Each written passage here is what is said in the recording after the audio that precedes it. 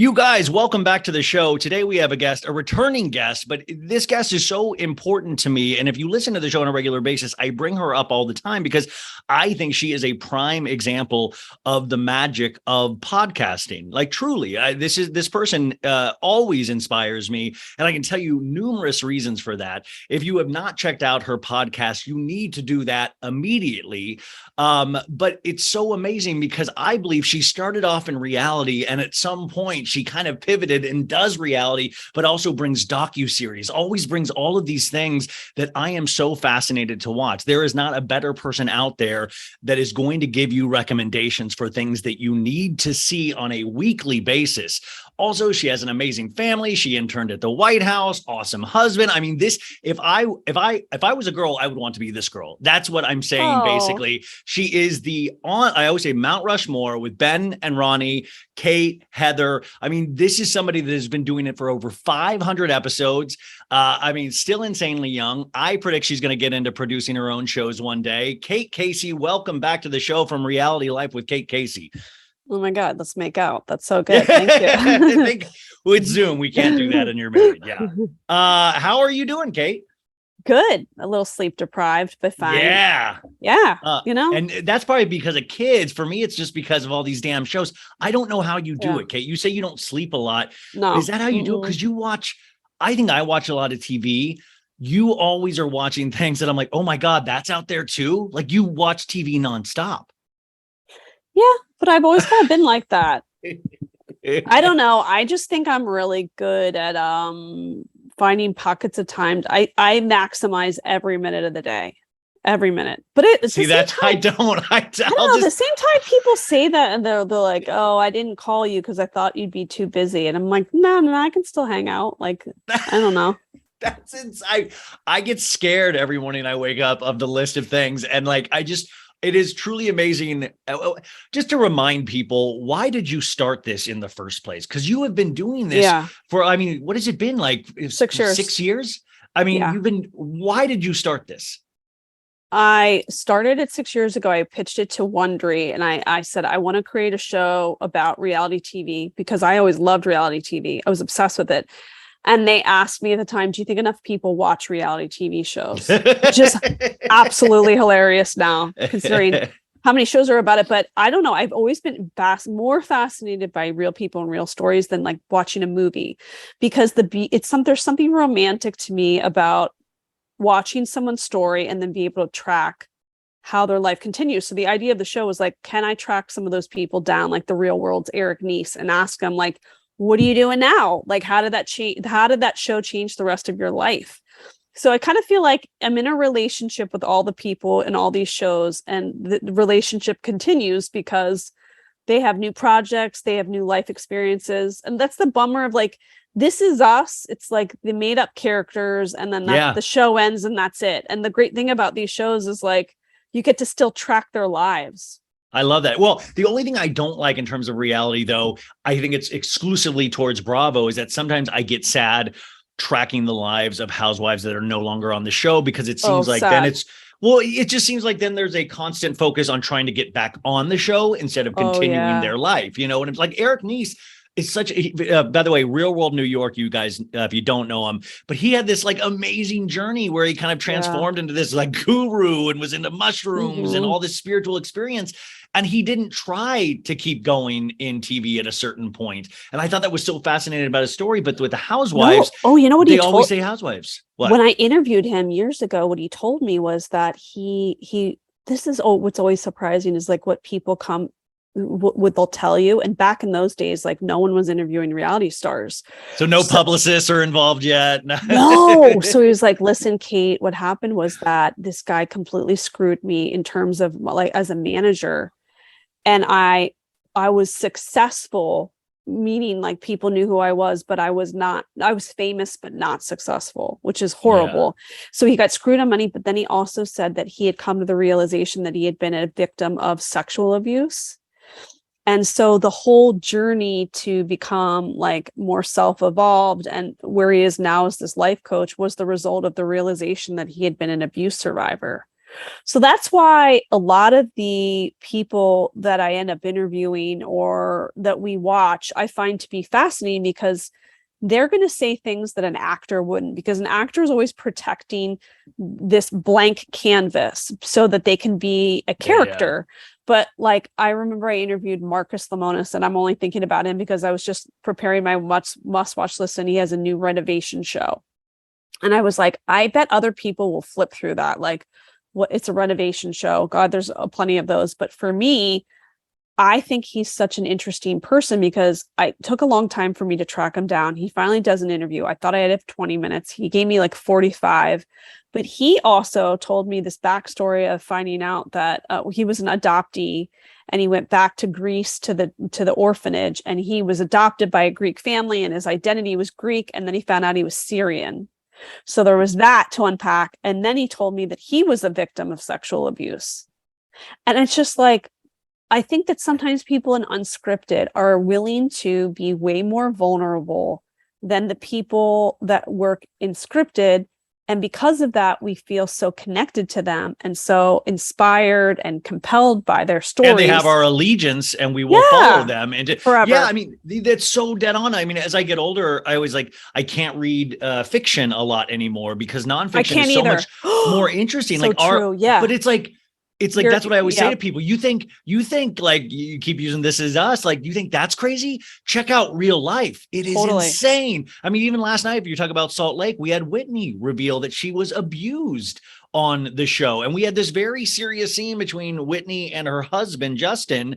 And I was like, oh my God, should we be here for this? Like, well, that's the same reaction I had. I was like, I actually felt like I'm a voyeur into a woman's journey that she's halfway through. Yeah, she doesn't even know what it is yet. And then we're watching this. I felt so uncomfortable because she's like, well, my half brother told me that he did EMDR, which, by the way, EMDR is a fantastic therapy. I recommend it highly. It's really good if you've had any trauma. Are you familiar with it? Yes. Okay. So if anybody's not familiar with it, it's just like it's the sequence of tapping, which kind of allows you to be in a meditative state and kind of open your mind and brings up memories. But she's like, well, my half brother told me that he did EMDR and that I was abused. So it's like secondhand information. And then I kind of got frustrated because I felt like, I wonder if a producer's like encouraging her, like, yes, tell that story. Where I feel like if I was in her life, I'd say, why don't you allow yourself the space to really figure out what this is? Because I don't want you to feel like someone took advantage of you later. Which reminds me of that other docuseries that was on Freeform, that The Deep End. Remember that you interviewed the director, John Casby, for that. And where, the guru, what was her name? Teal Swan. She was telling everybody, she would like get them to this meditative state, and they all ended up being abused. And they don't know if she was planting those memories in the people, which is so deep. But that's why I'm like, reality shows have kind of just run the gamut, and it's starting to become like, it feels like it's on steroids. Like, what are we going to see? Where does this all end? Are we going to end with a murder on real TV, Maybe, but I also think that because of it, like especially post-COVID, that we're all finally allowing ourselves to talk about everyone's mental health. Yeah. And people feel less embarrassed about their family's weird histories and experiences they've had. So I feel like what we're doing is we're actually pushing stuff to the surface, and that people are grateful for other people telling their own truths because it feels like you're less alone in the world. Yeah, no, that's what we talk about that all the time on the show too. And then you get all of these interesting emails and DMs of people that are going through some so intense things where they'll start sharing their stories, and the stigma you don't realize how much of a stigma there is on mental health until you start talking about it, and you realize it's like this forbidden word. And that's why I think reality shows, one of the good things they do is they highlight these little dark corners and shine a light on it. But since you've loved reality shows your entire life, doing what you do now, and for 6 years, has some of the shine worn off of it in terms of the romanticizing? Like, for me, I start watch these shows, and sometimes I'm like, oh man, another, like, okay, I've seen this Beverly Hills episode 10 times before. Yeah, I mean, absolutely. Like Love After Lockup. I'm sorry, I just can't watch that. It's bad actors. It's real I people just they're don't. forcing to act. It's real people Yeah, forcing to act. but it's like whack-a-mole. So like for those that pop up, there are so many other things that I just sort of have pivoted. Yeah. I'm way more interested in like docu-series. I don't know, I kind of float, so it's like I like the high and the low. I think you're like me, we like high and low, so we can watch Bachelor in Paradise, but then it's like, okay, I need to stimulate that cerebral but then part I of need to me. watch the Manti Te'o story on Netflix, or I need, Wait, have you watched Hostages on HBO yet?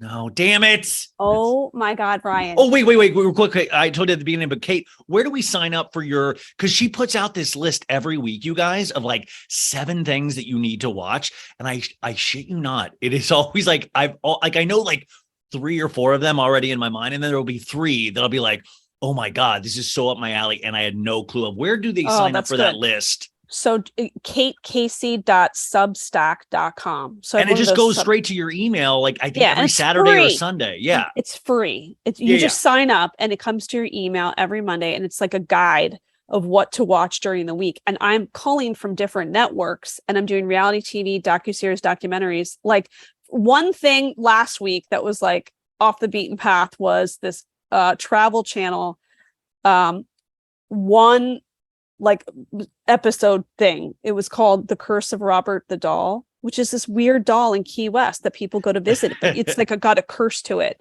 Yeah. So like the backstory of this hideous doll, it's like maybe that wouldn't have been in your queue that week, but like it's just something. You know what I want to do? I want to bring fun conversations to dinner parties. I want you to be the fun person at the dinner party, because if you are listening to different stories all week long, you go to a dinner party, you're like, oh my God, I just heard the craziest thing.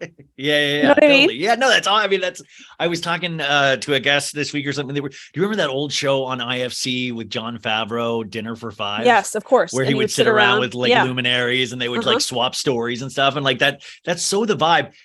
I mean, this all leads to, and we're going to dip in and out of everything because this could last 8 hours and it won't. But like, but I always think like, are we talking too fast for people? Because no. Well, I'm a fast talker. No, I need to like slow down for people. But remember, you guys can switch it to a lower speed if it's too fast. I listen to the Daily and NPR up first every morning, and I listen to them at 1.5, and then I started listening like where somebody had it on and it was at a 1, and I was like, what the hell is wrong with this guy? And it was his actual normal speaking voice. And I was so used to it fast because that's how I listen to it.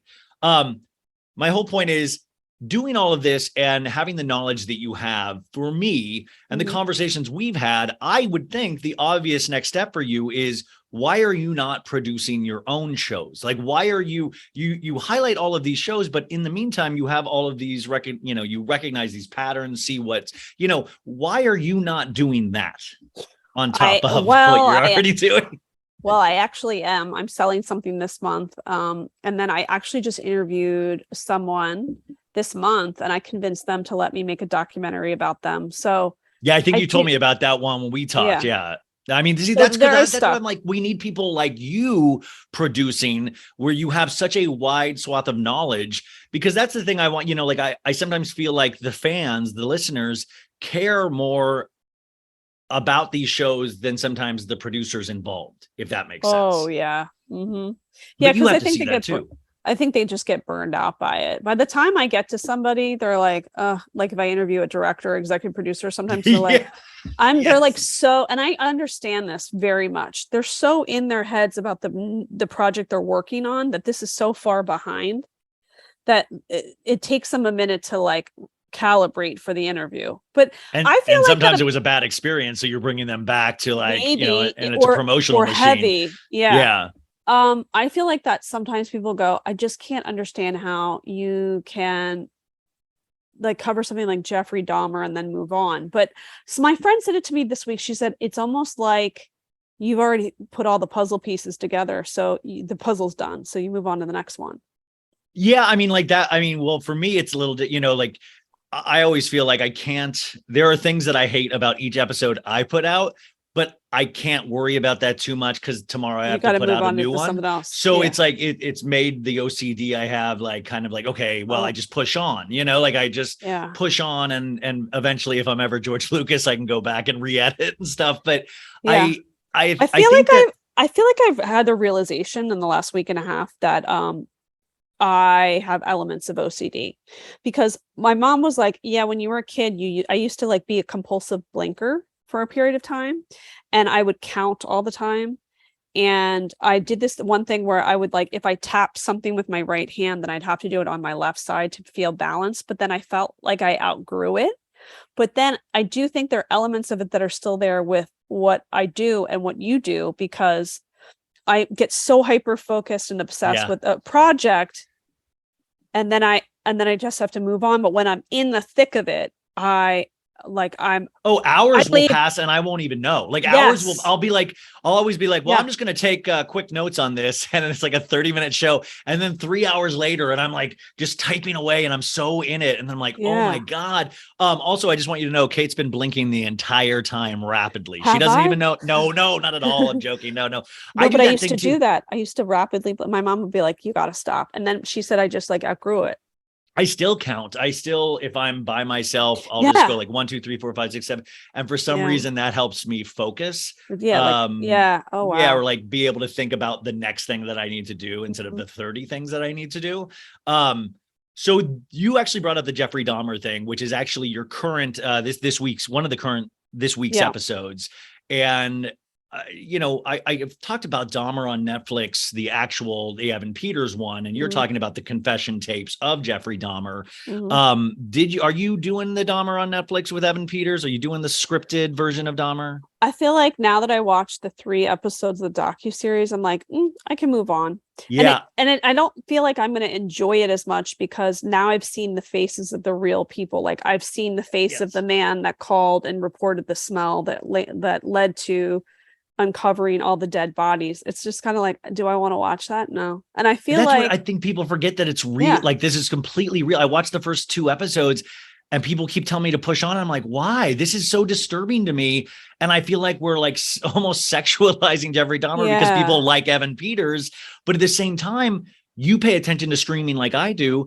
It is one of the most streamed show in all of streaming right now. Like, I mean, Mhm. that's wild to me. What do you chalk that up to? Because like, I mean, that's the same thing with true crime that you focus on Yeah. your show as well. What do you think that is? I think that we live in a really unpredictable time and that the element of true crime is something that appeals to people like you and I.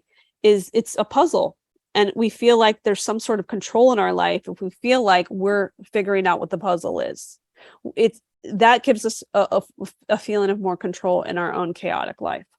Yeah. I mean, no, I just sometimes hope we're not glamorizing, and I hope we are finding like, Well, okay, this is order and I think chaos. the scripted people are glamorizing it. Like I said, I'm going to be interviewing the docuseries director, and people were writing me like, "Well, you need to ask them how do they feel about how they're taking advantage of the story of the victims." I'm like, but I'm not. They're He's highlighting the he's victims in what you're doing. yes, and he's highlighting how the Milwaukee Police Department did an abhorrent job. How they the racism behind the police department, they're actually shining a light on the victims and their stories. So that's why I like unscripted more than scripted. Yeah, no, I mean, I completely agree with you. And that's why I was like pointing that out, is that the Jeffrey Dahmer thing doesn't do enough, from the shows I saw and what I read in the reviews, doesn't do enough to highlight the actual victims. But then in your episode, these guys, the confessions of, actually do paint a real picture, And actually do. I'm going to tell you what you're going to like more about the docuseries is that he highlights Wendy Patricus, who was his attorney. She was 25 years old when she started representing him. She's the one that did the 32 hours of audio interviews with him, and it was something about her that he opened up, and she was able to glean all the information about all the victims. And when you listen to the tapes, you're like, he's at ease with her, and there's a part of humanity there.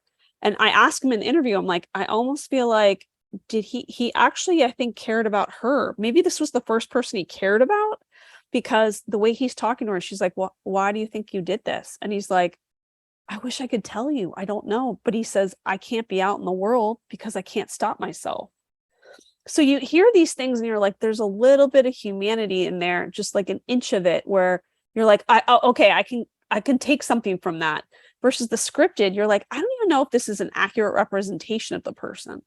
Do you think there's more humanity in Dahmer or Ramona Singer?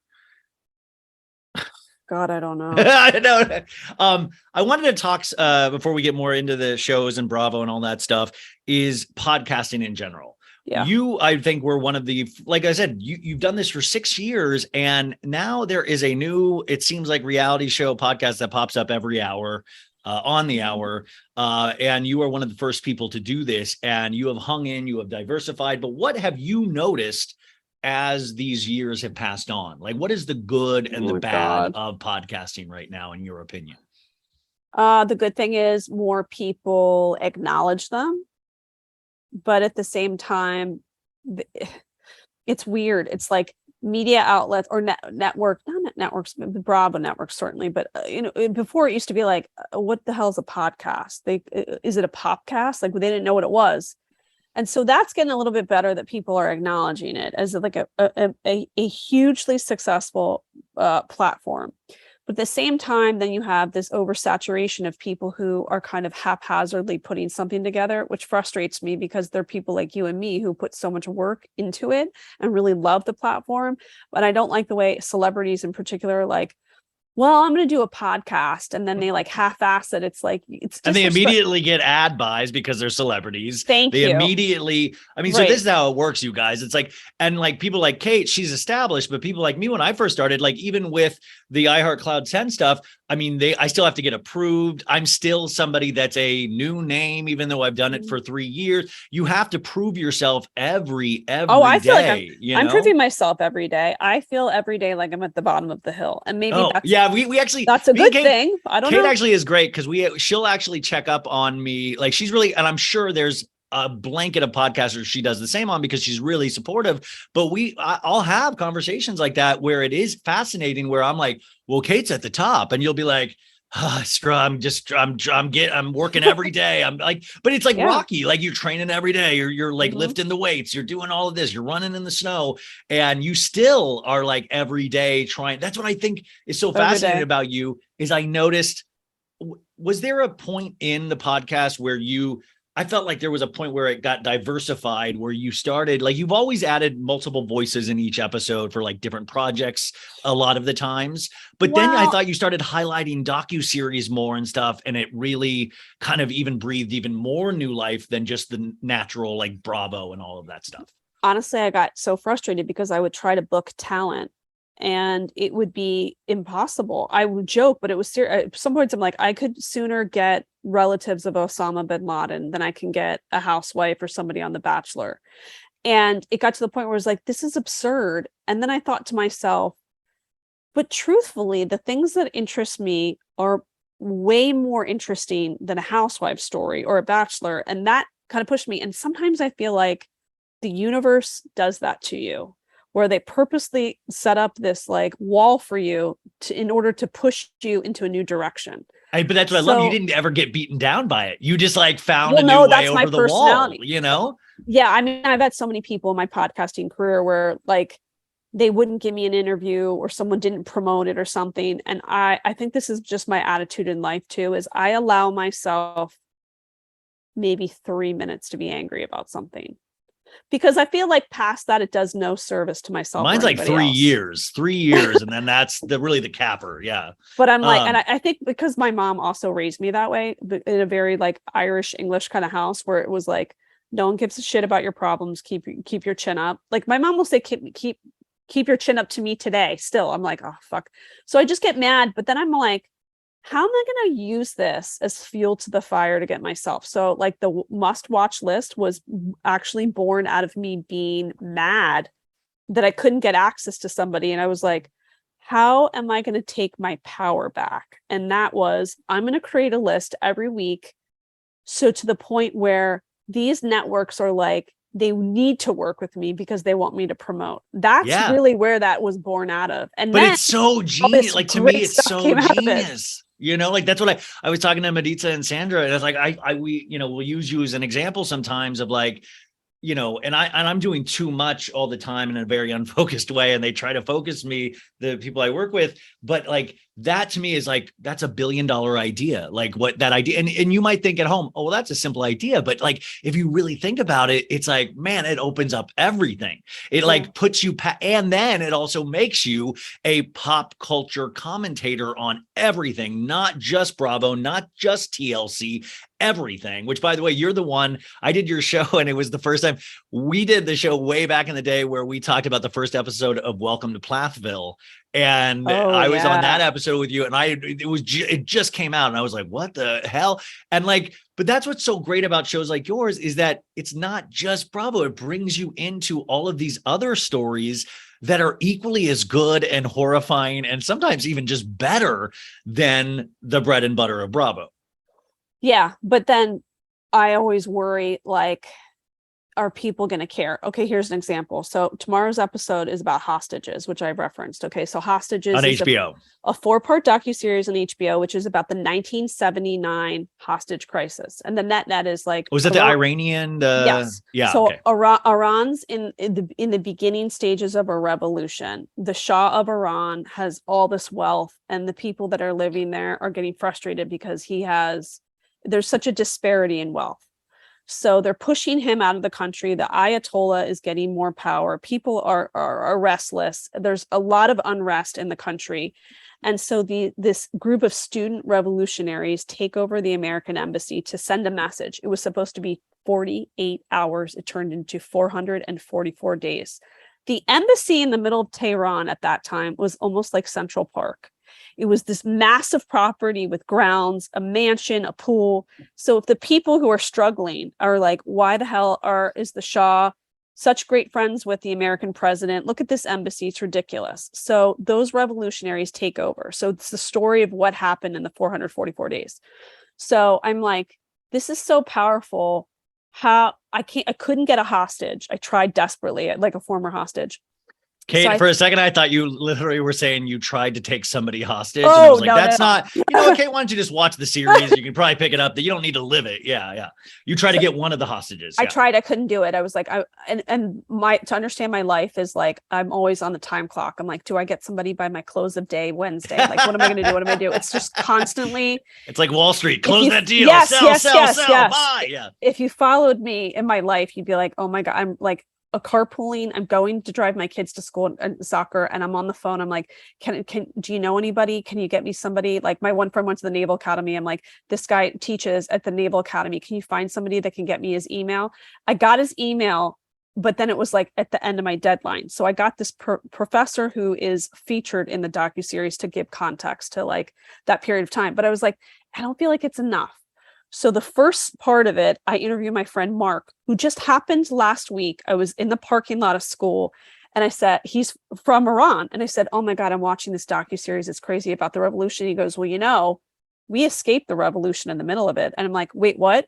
And he tells me the story like, oh, my mom left before us. And then my dad was left behind, but my dad was a dentist. He was arrested. They put him in a jail, but the prisoner who at the jail, who became like the head of the jail, recognized him and said, they're going to assassinate you tomorrow, and opened the door and let his dad run out. And he like got to the Turkish border for a ride, and then he eventually got to the US. So I'm like, can you come on my show and tell that story? So this episode opens with him telling that story, then the professor, and then it just so happens, and this sometimes happens where like something in the world is happening at the same time. It's crazy. I found this woman who could talk to me about the protests in Iran, the women taking off the hijabs. Yeah. So I contact the woman who's running the movement, and she said, I'm slammed, but I know this other woman. So she's in California, and I get her to interview her yesterday. Sorry. And she's like, well, I just had a baby 12 days ago. And I'm like, holy shit. And she's like, but I have to talk about this because I want everyone to know what's going on. So she tells the story of growing up in Iran after the revolution, what it was like to grow up there, and then talks about coming to the US, why the protests are important, what she thinks is going to happen, what we can do.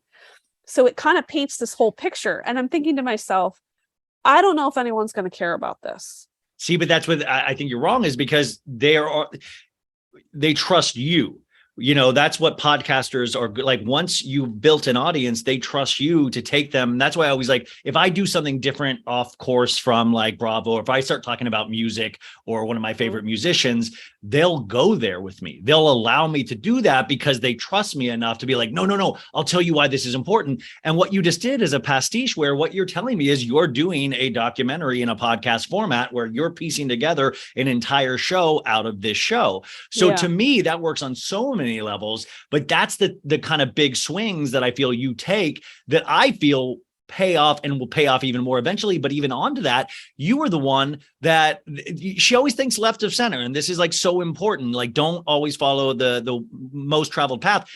When the Salt Lake City Sprinter van thing, when Jen Shaw ran, she didn't get one of the housewives, you guys. She got the driver of the Sprinter van. She went and found the driver of the Sprinter van. And that's, to me, like, holy shit, because you're not thinking A to B, you're thinking A to F, and nobody else is doing that kind of thing. And that's what I think is interesting. He had COVID. I interviewed him. He had COVID. He goes, Kate, I hope that I can do this interview and not sound horrible. I said, you sounded like a champ. You sound better than Jen. Yeah. Sure. Yeah. And he was such a good guy. And he also drove that Sprinter van on the second trip when they went to Aspen. When Jen had the mental breakdown, and he was if only he could have been in Aspen a couple episodes ago for the Beverly Hills ladies, I kind of feel like that Salt Lake show is a real buzzkill after you watch Beverly Hills. I watched Beverly Hills and then I watched, and then I was like, this is so disjointed. These women aren't really friends. Meredith's trying to pretend that she's in this loving marriage and she's rich. Lisa's trying to pretend that she's like holistic and introspective. Whitney's in the middle of a journey I don't know if she's ready to talk about. Heather just seems like she hates everybody, and Jen's still wearing fur coats and heels, and she's going to jail. What is happening? But at the same time, I know you're totally dead on, because I watched Beverly Hills and Salt Lake last night, and I was supposed to take notes on Salt Lake, but as soon as it started, I was like, this is too, they were doing like the Jen Shaw feel bad for me and my family piece, and which they did a good job in trying to make it, her mom comes in. But the whole time I'm thinking, like, this is the same mom that she took $1 million of her retirement money to fight her defense. And we all know it's like the Titanic. We all know the Titanic sinks. So we all know Jen Shaw changes her plea. So I'm watching this scene where she's crying to her mom, and I'm going like, you helped put yourself here, right, and I'm supposed to now put my emotion and sadness towards you and your family when you made all of these decisions. And these women are celebrating her. And that's what I get frustrated with, because she was like, I went to my father's grave, which is just horrendous to think about. And Coach Shaw's like, where are you? So I blocked him, and they're like, yeah, girl. I'm like, no, this man, if we're to be believed, has stood by you, and like, you put yourself here, and I'm trying to show compassion and understand, but I don't understand sometimes. I feel like, sorry, but I think Coach Shaw did know. That's not, well, allegedly. And also, how long has she been calling him Coach? Like, probably even before he was coach, like probably in college. Like, who calls their spouse by? It's just weird. Wait, does your husband call you podcaster? Oh yeah, and I call him CEO. Like, hey, CEO. Like, what? I don't. She's okay. So then you have Beverly Hills. Another weird thing is that they open up in the finale with Dorit and the robbery. Which it got forgotten about, fell off the wayside. But then later in the episode, Garcelle has a Birkin party. I'm like, which is what we said, which was what we weren't supposed to be celebrating, because that was the kind of thing. Because there was that one part, and this will be in my recap tomorrow, you guys, is at it.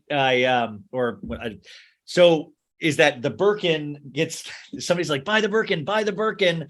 And I was like, robbers at home are going, yeah, buy the Birkin. Because they're like, we know a Birkin's at Garcelle's house now, I was like, what is happening here?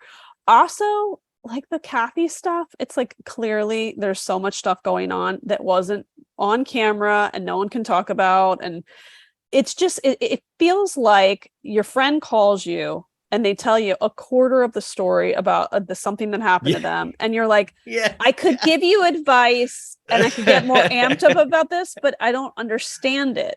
But also at the same time, it's like, Rinna, if you want to fight injustice in the world, there's plenty of issues you can go do. Like this one, like, listen, I don't know what and the Erica of it all, Erica kind of getting busted with her publicist or whatever that was. It was all so weird. Like I don't know if these shows ever really stick the landing on season finales. Like Southern Charm is another one where I was like, wait, this is the season finale? Like, I don't know if you watched the season finale of Southern Charm, Of but course. it was like, Yeah. okay, That was Craig's party, and then Leva gets kicked out, and then we like cut back to the party, and everybody's like, great year, congrats, Craig, great year. And then we have the like coda of like Shep and Taylor breaking up through text on the screen. And I was like, these are such weird endings. And I think maybe because these shows never end, because I wanted to get your opinion on the shows never end anymore, because social media is the second screen now, is that Bravo never ends. It's 24/7. Yeah. Rinna will be screaming about this until she starts filming the next season, and it's going to pick right. There's no pause. You know, I just think that the Kardashians are doing such a much better job. Like the Keeping Up with the Kardashians ultimately wasn't working because social media was ahead of it. So by the time you watched it, it was like, this is old news. Somehow the Kardashians all collectively agreed, there's a big portion of our lives from now on we will keep very private so that the viewers enjoy the backstory when they watch the episodes. That cannot be pulled off by too many ensemble people, housewives, and the Bravo network. They can't be in agreement. You always have somebody who's like, so that's why it doesn't work anymore. Yes.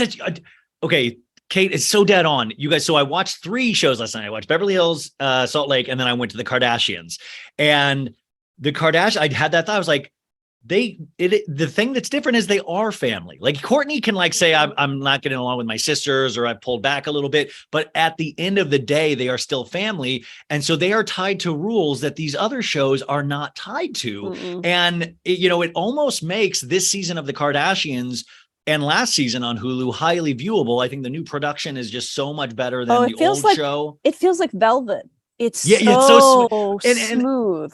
They obviously took a note from Selling the OC and Selling Sunset, even though I think, which you talked to one of the guys from Selling the OC, and I'm recapping that on my Patreon, and I love Selling the OC more than I love Selling Sunset. I said that too. I think it's so much more interesting. It's so much more but it's watchable. Because they're all on the same pluck from obscurity level where like no one knew who they were. That's the problem with these housewives shows, is like you're always having somebody come in and somebody else is more well known. It's much more, I don't think the Housewives works anymore.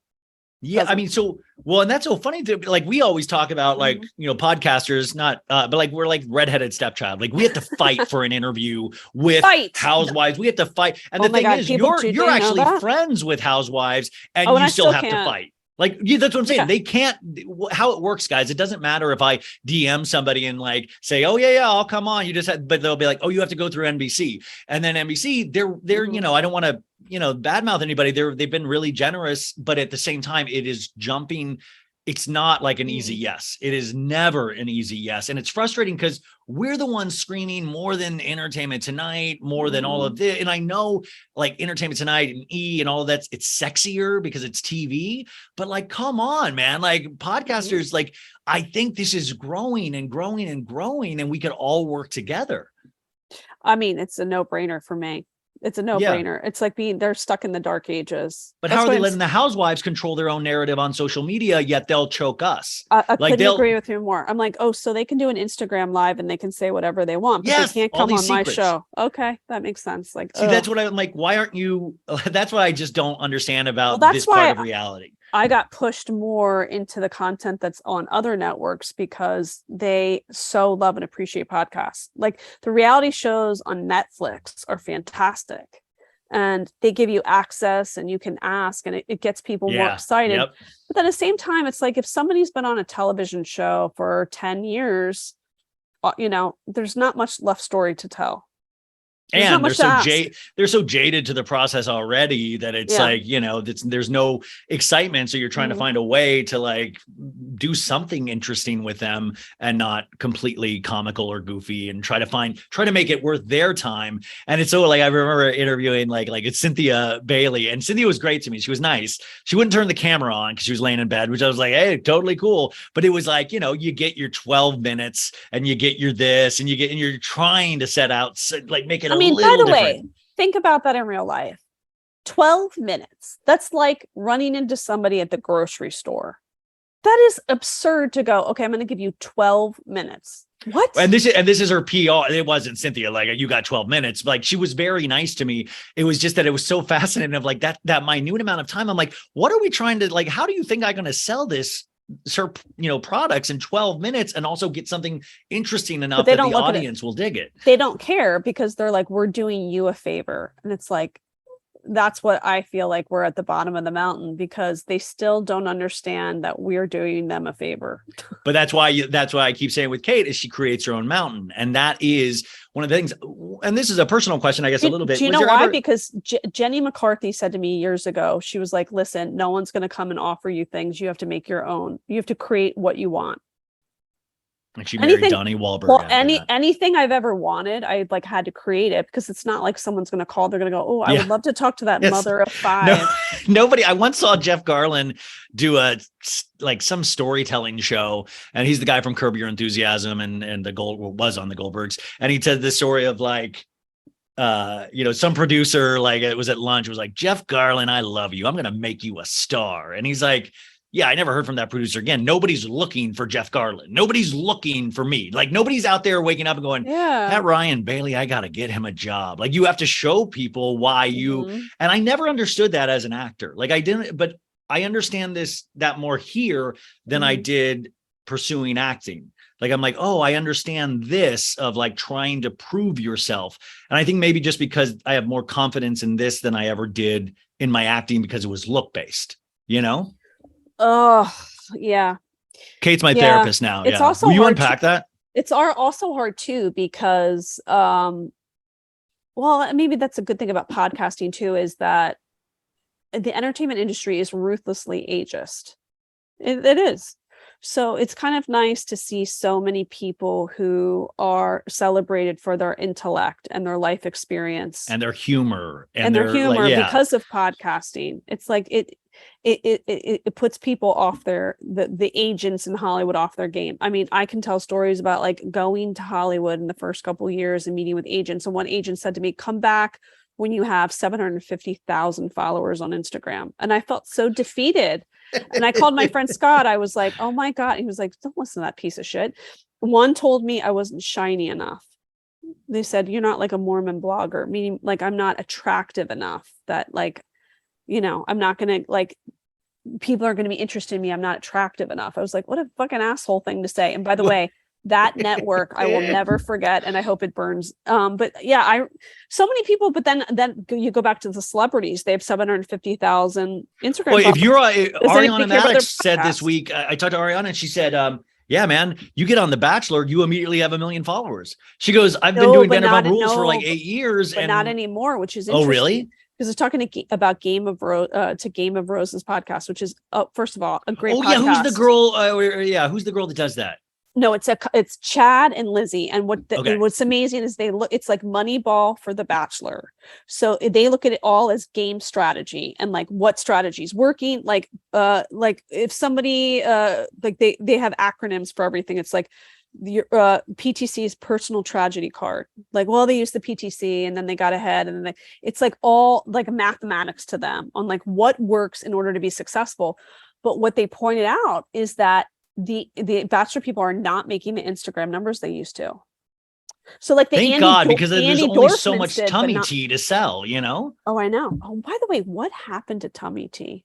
I think somebody's tummy exploded. I mean, I think it had to have like killed somebody. Or Fab Fit Fun boxes. Or what happened to the tricolor curling iron thing that I always used to see? Like there were all these products that I was like, wait, can I do a docu-series on that? Oh no, what was that idea that you were taught? You brought up, I don't want to say, but it was the Clubhouse. Never mind. Yeah. There's so many things that are like hot for a minute, and then you're like, what the hell happened to it? What the hell happened? And then you like, that's what these shows are great, because they're like nostalgia machines. And then you're like, oh my God, I remember being on Friendster, and then all of a sudden that disappeared. And oh my God, MySpace popped up, But then during COVID, they were like, oh, TikTok. And I'm like, oh God, another thing. And now I'm like, shit, was late to the game. I had to give up on TikTok because it was like the things that I wanted to do take too much time, and I'm not comfortable enough talking directly to the camera without doing like a character or something like that. So yeah, I get that. I feel that it took too much time. I'm not going to do a dance routine, and I'm not going to make you a bowl of oatmeal with like currants on top. Like, and those are the things that kind of work. And I'm like, that's not my thing. And the stories that I'm like, oh, here, like I did one on like Jax's eBay account and it was great and it was cool, but it took like 2 hours. And I was like, forget it. This, me trying to teach myself how to, screenshot and piece all this shit together, which eventually is a good skill to have. But when you're also doing a daily show and all of this stuff, it makes it impossible. And I know, so that's like the frustrating thing is that there's so many cool things that you can be doing out there for yourself in business, but there's only so many hours in the day. Which, by the way, I need to just explain this, is that people who are in podcasting, this is another thing that's like the thorn in my side right now, is that people think podcasting experience is like what Meghan Markle's having, where Meghan Markle's like, I have this new podcast, and then you find out there are 28 people that work on her podcast. 28 people. So we're talking about producers, bookers, marketers, blah blah blah. That is not a typical podcast experience. Like you and I are booking our own. It's like we're writing our content, we're editing. Who's the girl, the Spotify girl? They got this. I'll call her Daddy. She's Cooper. She's a huge team of people. And she does one show a week. And then takes breaks in between seasons, and like she's like got a lighting team that I'm like, one show a week, and she gets like the best guest because she's on Spotify. I'm like, wow, that's like we're wearing like full like 100-pound vests over us while we podcast, and hopefully someday we can keep taking the weight off where you get to that point where somebody gives you $60 million at the right place at the right time, Which it makes me sad because like I have a friend who just sent me a couple podcast episodes. She just started out and she's like asking me what you think, and I just feel like, oh my God, to start a podcast now is like, I feel like I'm at the bottom of the mountain. Oh my God. It would be. Well, that's what I tell people. Because I'm like, go do it.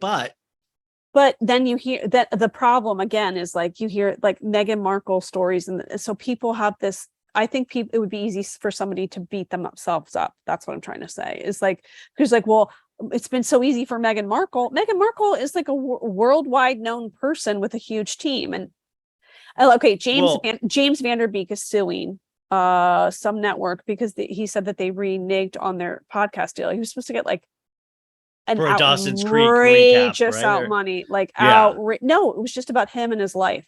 Oh, cool. I'm sure the network was like, shit, we're finding out that like these celebrities are not getting the downloads that we expect. So this is like actually throwing money in the trash can. And he's like, whoa.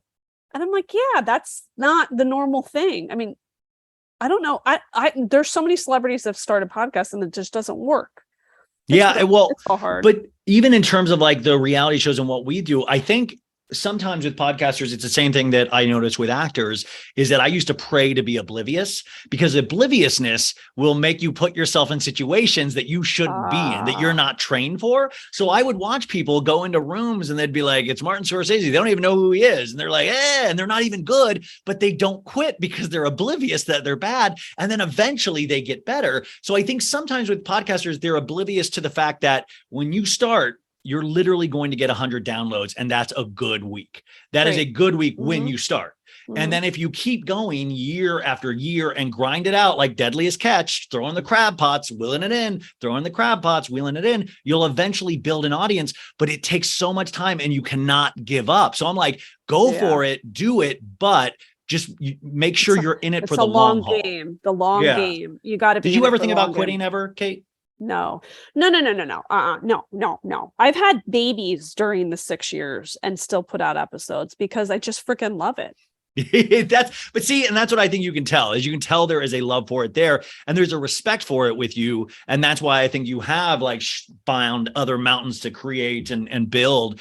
And it's truly just been an inspiration to me. I know you are always so nice to me, but I always want to tell you that. And I always say that to the people on the podcast, because if it wasn't for you, it's like I wouldn't be doing this. I mean, there's like a handful of people that and listen, I'm nowhere still, but I credit you for, in fact, I blame you. Like I should be upset at you for like inspiring me to do. I'm like pissed at you actually, but this is, I mean, if you're not on the Kate Casey train, get on it because it's going to keep going and it's going to keep building. What are you excited to watch this week? Well, first, I also want to say that the really nice thing about the space that we're in is that there are a handful of us that have been in this, and we are such great pals.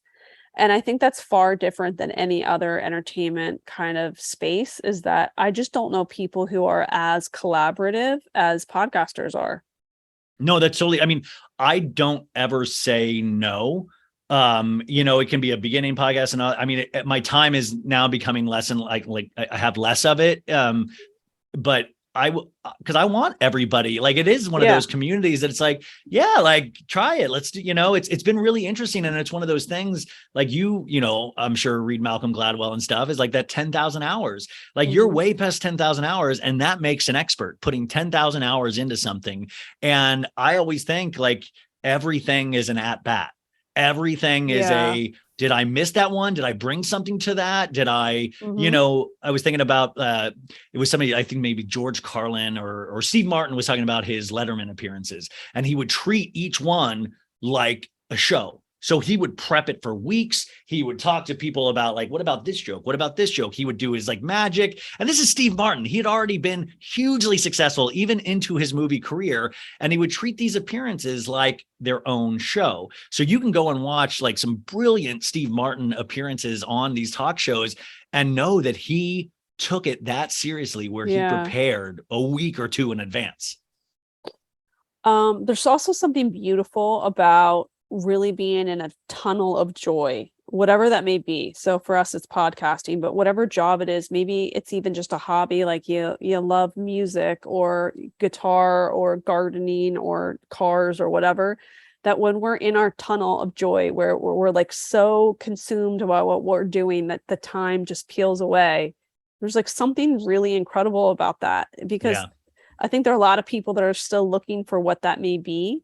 So if you have it, like just hold on to it because it's so great. And I also think, in my older age and having children, is like what I know to be true is that we all should set a high tone, because it really affects all the other people that we work around. So if I go in and I'm setting the tone, like I'm a collaborative, helpful, excited person who wants the best for everybody else, that the people around you will want the same. Yeah. And it brings everybody, cream rises to the top. And I think like that's what I really enjoy about our space, is that the way that we all collaborate and text each other, like, oh my God, this is so funny. Like you and Ronnie and Heather and like so many people will be like, oh my, can I, 2:00 tomorrow, can you just do something? Everybody's like, yeah. Absolutely. Yeah. I mean, like Kate was one of the first people I texted when I had Heather on, because you're really good friends with Heather and you guys are like, to me, like the same awesome people. And I was like, I got Heather on. Like you share victories. Like that was a victory for me, that I was like, oh my God, that's so, and Kate will like sometimes text me and go like, how you doing? Or did you, and it's like, it really is nice. And it is one of the benefits of working this hard at something, is that you finally understand what people talk about in business about relationships. And like, I didn't have that with acting, and I get to have that with this now. Oh, that's really cool. Yeah, because acting, you're all competing against each other. That's the other nice thing about podcasting, is like we all have our own unique things. So like even if you and I interviewed the same person, we're going to get different things out of it. Of course. Yeah. Like I'm only in competition with myself. I had to give up on being jealous of people a long time ago, or I wouldn't be able to keep going. Like, I know I can't be Danny Pellegrino. I know I can't be Watch What Crabmans. I know I can't be Kate Casey. And, the things that seem to be working for me is when I lean into just being weird me, your weird self. Yeah. Exactly. We're all weird. We're all okay, weird. Kate, the show is Reality Life with Kate Casey. She has 2 to 3 episodes a week, plus the Patreon, which actually always has exclusives, all of that stuff. Where can we find everything, Kate Casey? Because I need you guys, if anything, to go sign up for that Substack. Also, remember, always a 5-star review for any guest that comes on here. I'm sure everybody already listens to Kate, but if you don't, that's imperative. What else is coming up? How do we find you? Reality Life with KKC, wherever you listen to podcasts. The Patreon is patreon.com/KKC. Tomorrow, I have this woman who has been covering the Sherry Papini trial and case and everything. So she's got total background on it, boots on the ground. What else? Twitter at KKC, Instagram at KKCCA, TikTok. And by the way, her kids are too damn cute. Like she produced like perfect looking kids. So if you're into that, like, you know, perfect looking kids thing, like that's something that she posts sometimes too, on top of reality show stuff. I tried to convince Kate so long ago to do a reality show about her family. I was like, you got to do one about your family. Cause I was, and then there was like the youngest daughter. I remember this is how crazy. I remember like watching Kate's like the last kid being born and watching her grow up. Yeah. And it is the most weird feeling to watch somebody grow up over Instagram and never have met them in real life. Oh my God. She's the funny one too. She's hysterical. She's like our people. The Substack is katecasey.substack.com and Facebook group Reality Life with Kate Casey. Oh yeah, you guys. Yeah. She has an awesome Facebook group. It's huge. And everybody is throwing out opinions on every different thing. Kate jumps in there too. But like, that's an awesome Facebook group. And it's not insanely negative. There's smart people in there. I like it. Our audiences are smart. Like that's what's so cool. Yeah. It's a very sophisticated audience. Oh my God. Wait, can I leave you with this? Yes. I love, we always share stuff. You got to listen to this podcast called Father Wants Us Dead. And it's not that long, but it's about the John List murders. Do you remember that he was the man in New Jersey that killed his family and then like disappeared, and he ripped up photos of himself because it was 1971. So nobody could locate him because there were no pictures of him. But they ended up catching him like years later. But anyway, that it was done by two female journalists in New Jersey, and it's like 6 episodes. And if you're just like putzing around the house or something and want something to like deep dive, family annihilation cases are crazy. That's a good podcast to listen to. Father Wants Us Dead. Father Wants Us Dead. Pre-internet was really the time to kill somebody. I mean, that was really the same. That was like, it was like a wild day. Oh my God. And like he gave 2 shits. He killed him. By the way, one last thing is he wrote this letter to the authority, like, oh, by the way, this is why I did it. And he said, so he killed the wife and the 3 kids. And then he said, and by the way, my mom's upstairs in the attic. She was too heavy to take downstairs. And on that, Kate Casey from Reality Life with Kate Casey. Yeah. Thank you, Ryan. I love you. Thank you. I'll talk to you next time.